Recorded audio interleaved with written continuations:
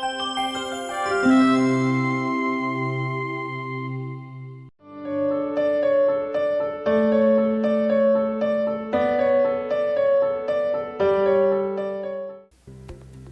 मेरा नाम डॉक्टर शिल्पी शर्मा है और मैं Narayana super speciality hospital Gurugram में हेड नेक कैंसर सर्जन हूँ।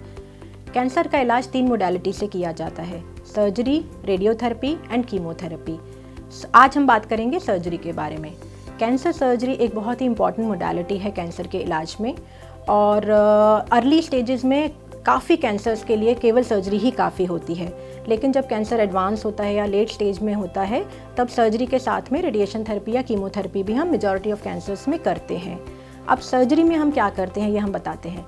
सर्जरी में हम आपका जो ट्यूमर होता है उसको निकालते हैं और साथ ही एक हेल्दी मार्जिन ऑफ टिश्यू भी उसके साथ साथ लेते हैं। जब हम ऐसे किसी कैंसर से डील कर रहे होते हैं जो आसपास के लिम्फ नोड्स में भी जाता है, तो साथ ही हम उसको लिम्फ नोड डिसेक्शन भी करते हैं। अब जो इससे जो डिफेक्ट बनता है उसको हमें रिपेयर करना होता है। अगर ट्यूमर छोटा होता है तो डिफेक्ट भी छोटा बनता है, तो majority of the time simple stitches लगा के ही उसको हील कर दिया जाता है। लेकिन अगर ट्यूमर बड़ा होता है तो उससे बनने वाला डिफेक्ट भी बड़ा होता है। ऐसे केसेस में हमको फिर प्लास्टिक सर्जरी करनी पड़ती है।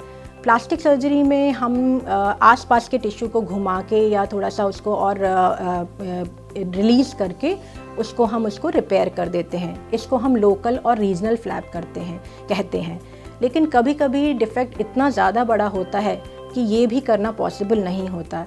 ऐसे केसेस में हम एक एडवांस प्लास्टिक सर्जरी की मदद लेते हैं, जिसको हम फ्री फ्लैप रिकंस्ट्रक्शन कहते हैं।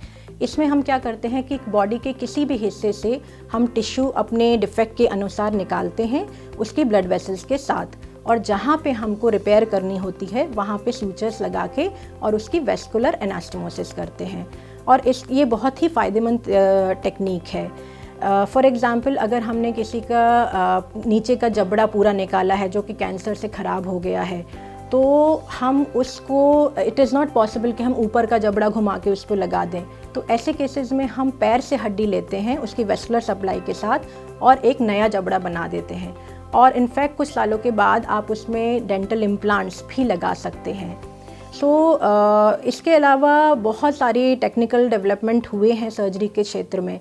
जैसे पहले जो सर्जरी सिंपल नाइफ से की जा सकती थी, आजकल हम लोग कॉटरी का इस्तेमाल करते हैं। इसमें ब्लड लॉस कम होता है, रिकवरी अच्छी होती है। Besides, there are a lot of advancement have been happened, such as we have laser surgery. अब हमारे पास एंडोस्कोप्स होते हैं, हमारे पास रोबोटिक सर्जरी है। इनकी मदद से हम बिना बहुत लंबे लंबे स्कार्स दिए हुए स्कारलेस सर्जरी कर सकते हैं। हालांकि ये सिलेक्ट केसेस में ही यूज़फुल होती है, लेकिन जिन केसेस में हम कर लेते हैं उसमें रिकवरी के चांसेस काफ़ी अच्छे हो जाते हैं। जब हम सर्जरी करते हैं तो इसमें कोई पेन नहीं होता है। मरीज़ को हम कम्प्लीटली बेहोश करते हैं हमारे एनेस्थेटिस्ट की मदद से, और सर्जरी होने के बाद ही मरीज़ को होश आता है। उसके बाद भी हम बहुत ही इफ़ेक्टिव पेन किलर्स का उपयोग करते हैं, जिससे मरीज़ को बिल्कुल भी पेन नहीं होता।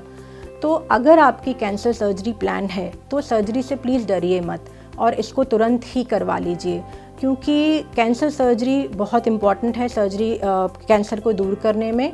और अगर इसको बहुत ज़्यादा टाइम तक टाला जाए तो कैंसर लाइलाज भी हो सकता है।